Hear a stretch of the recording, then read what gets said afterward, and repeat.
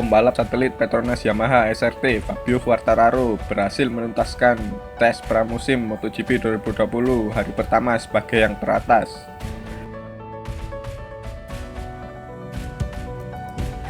Berlangsung di sirkuit Valencia, jagoan Prancis itu menetapkan waktu terbaik 1 menit 30,163 detik,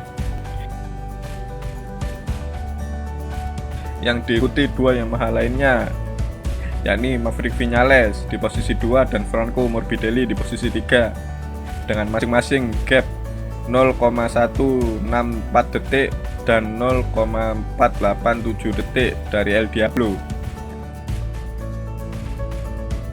Posisi tercepat 4 dan 5 masing-masing diamankan oleh Andrea Dovizioso dan Marc Marquez. Sementara itu, 3 pembalap pendatang baru, Iker Lecuona finish posisi ke-13, Brad Binder finish posisi 21, dan Alex Marquez berada di posisi 23 atau pembalap paling lambat. Ada 2 pembalap yang berhalangan hadir di tes kali ini. Mereka adalah Taki Nakagami dan Miguel Oliveira.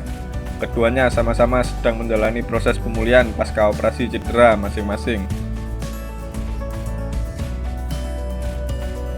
Sementara itu, Alex Marquez yang menjadi pusat perhatian pada tes pramusim ini gagal menampilkan performa yang memuaskan.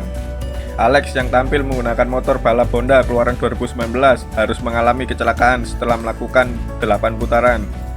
Kondisi itu pada akhirnya membuat Alex menempati posisi terakhir di tes kali ini.